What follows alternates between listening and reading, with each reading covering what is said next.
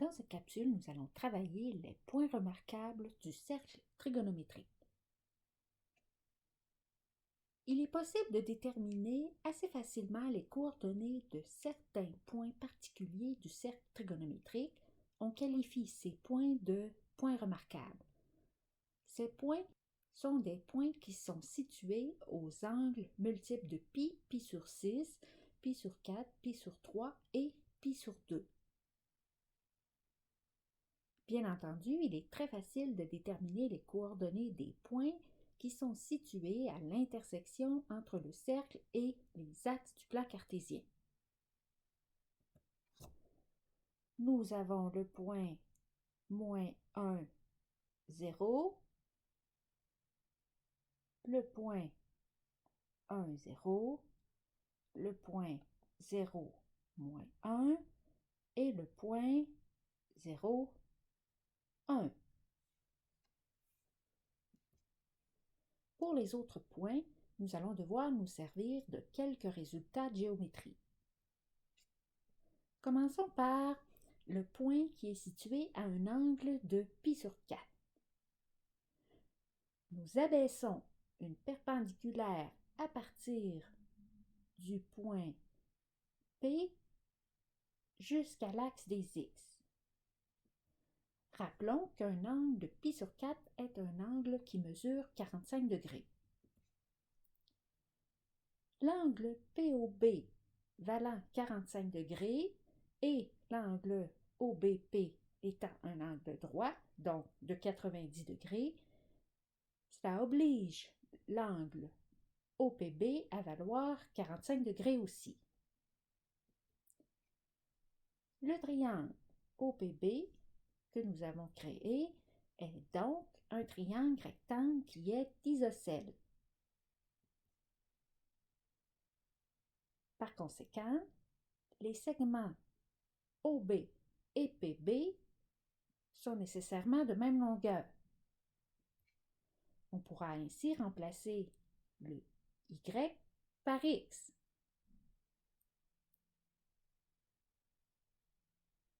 La coordonnée Y du point P de pi sur 4 est donc identique à la coordonnée X.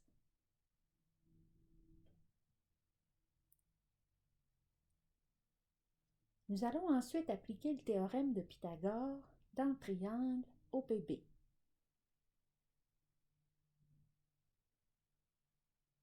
Comme les segments OB et PB sont à même longueur, on remplacera Y par X et on isolera ensuite X. Avec le théorème de Pythagore, on a x2 plus y2 est égal à 1. On peut remplacer y par x. On a donc x2 plus x2 égale 1, ce qui donne 2x2 est égal à 1. x2 est égal à 1 demi, ce qui donne x est égal à plus ou moins la racine carrée de 1 demi. Ceci est égal à plus ou moins 1 sur racine carrée de 2, puisque la racine carrée de 1 donne 1. Nous allons ensuite rationaliser le dénominateur en multipliant au numérateur et au dénominateur par racine carrée de 2. Et l'on obtient plus ou moins racine carrée de 2 sur 2. Notre point qui correspond à l'angle de pi sur 4 est dans le premier cadran. L'abscisse et l'ordonnée sont donc des valeurs positives. On écrira donc P de pi sur 4 est égal à racine carrée de 2 sur 2, racine carrée de 2 sur 2. Les deux coordonnées de ce point sont identiques.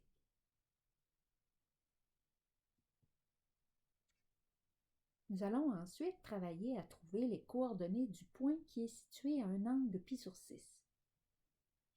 Nous allons abaisser un segment de droite à partir du point P perpendiculairement sur l'axe des X. Rappelons qu'un angle de pi sur 6 vaut 30 degrés. Puisque l'angle POC mesure 30 degrés et que l'angle PCO a une valeur de 90 degrés, cela oblige l'angle OPC à mesurer 60 degrés. Nous allons dupliquer le triangle OPC et nous allons le renverser en prenant comme axe de symétrie l'axe des X. Nous allons appeler Z le point de rencontre entre ce deuxième triangle et le cercle.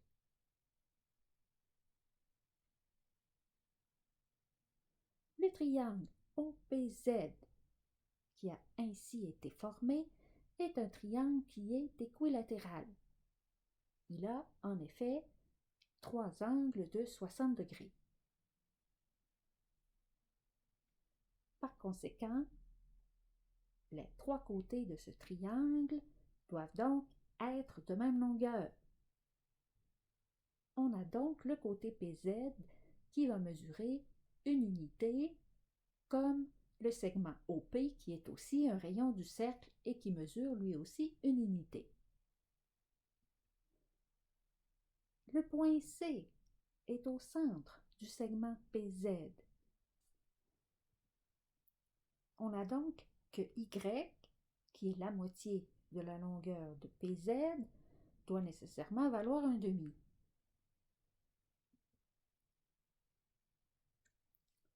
Notons qu'un résultat de géométrie dit que dans un triangle rectangle qui a un angle de 30 degrés, le côté opposé à cet angle de 30 degrés mesure la moitié de l'hypoténuse. C'est tout à fait ce que nous venons de démontrer.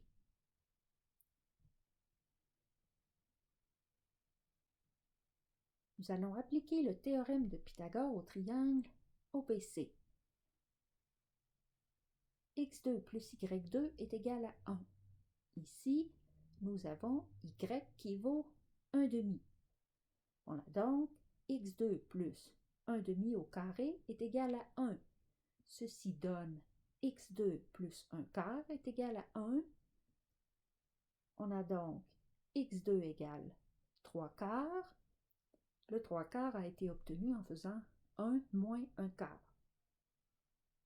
X est donc égal à plus ou moins la racine carrée de 3 quarts, ce qui donne plus ou moins racine carrée de 3 sur racine carrée de 4, ce qui donne plus ou moins racine carrée de 3 sur 2. Le point qui nous intéresse est dans le premier quadrant. Ces deux coordonnées sont donc positives. Les coordonnées du point situé à un angle de π sur 6 sont donc racine carrée de 3 sur 2 et 1 demi.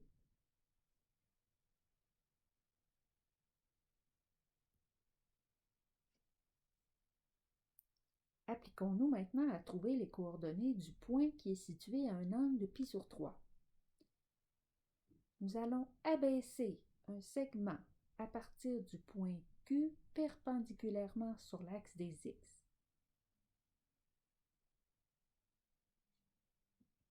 Notons ici qu'un angle de π sur 3 est un angle qui mesure 60 degrés.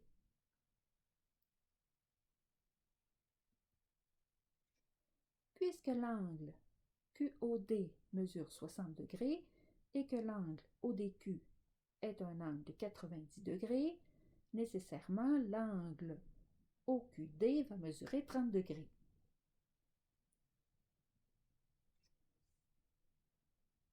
On a ici un triangle rectangle qui a un angle de 30 degrés et un angle de 60 degrés. Nous avons déjà travaillé avec un triangle de ce type lorsque nous avons déterminé les coordonnées du point qui était situé à un angle de π sur 6. Nous n'avons pas besoin de recommencer la démarche qu'on a déjà faite. Si on observe le triangle qu'on avait utilisé pour trouver les coordonnées du point qui est à π sur 6, on a le côté opposé à l'angle de 30 degrés qui vaut 1 demi et le côté opposé à l'angle de 60 degrés qui vaut racine carrée de 3 sur 2. Nous allons réutiliser ces mêmes valeurs dans notre triangle. Nous aurons donc comme coordonnées du point qui est à π sur 3, 1/2 comme abscisse et racine carrée de 3 sur 2 comme ordonnée.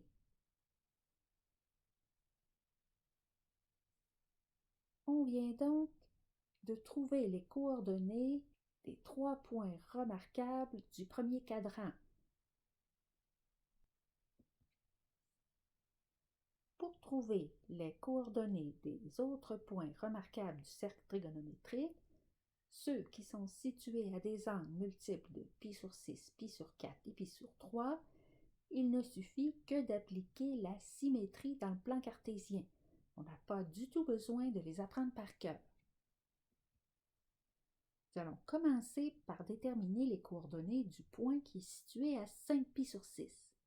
Nous allons tracer une droite horizontale qui va relier le point qui est à π sur 6 avec celui qui est à 5π sur 6. Le point situé à 5π sur 6 est à la même hauteur que le point situé à π sur 6. Ils auront donc la même ordonnée, 1/2.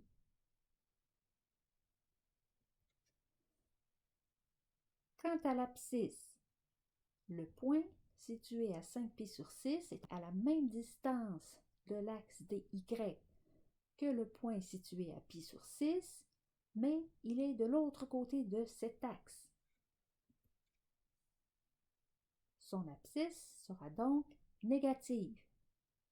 On aura moins racine carrée de 3 sur 2 pour sa valeur de x. Les coordonnées du point P de 5π sur 6 sont donc moins racine carrée de 3 sur 2, 1/2.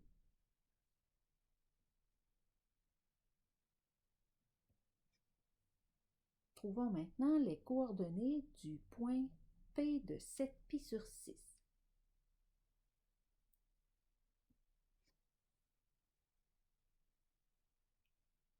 Nous avons tracé une ligne verticale qui relie le point P de 7π sur 6 avec le point P de 5π sur 6. Le point P de 7π sur 6 est situé à la même distance de l'axe des Y que le point P de 5π sur 6 et du même côté de cet axe. Il aura donc la même abscisse, moins racine carrée de 3 sur 2. De plus, P de 7π sur 6 est situé à la même distance de l'axe des X que le point P de 5π sur 6, mais de l'autre côté de cet axe. Il aura donc comme ordonnée moins 1/2.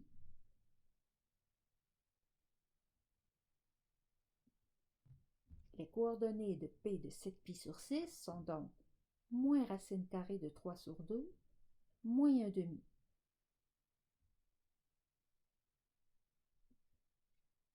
Finalement, trouvons les coordonnées de P de 11π sur 6. Remarquons que nous avons tracé une ligne verticale entre P de 11π sur 6 et P de π sur 6 et une ligne horizontale entre P de 11π sur 6 et P de 7π sur 6. P de 11π sur 6 est situé à la même distance de l'axe des Y que le point P de π sur 6 et du même côté. Il a donc la même valeur de x, racine carrée de 3 sur 2. P de 11π sur 6 est situé à la même distance de l'axe des X que P de π sur 6, mais de l'autre côté de cet axe. Il a donc comme ordonnée moins 1/2. Et on obtient comme coordonnée de P de 11π sur 6, racine carrée de 3 sur 2, moins 1/2.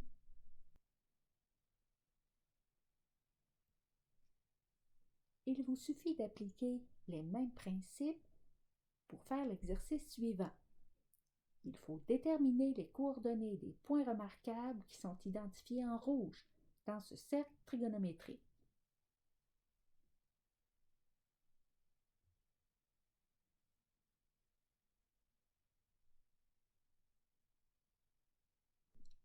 Vous pourrez vérifier vos réponses à la diapositive suivante.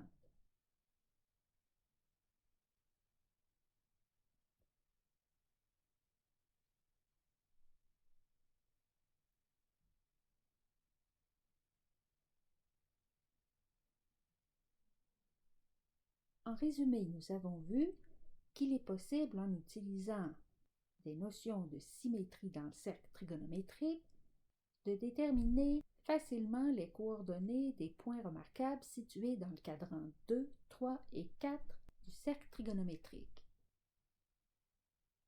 En fait, il n'est nécessaire de connaître que les coordonnées du point P de pi sur 6 et du point P de pi sur 4. Les coordonnées du point situé à un angle de pi sur 3 sont les mêmes que celles du point situé à pi sur 6, mais elles ont subi une permutation. De plus, avec les explications que vous avez eues dans cette capsule, il est possible de retrouver facilement les coordonnées du point situé à pi sur 4 et celles du point situé à pi sur 6.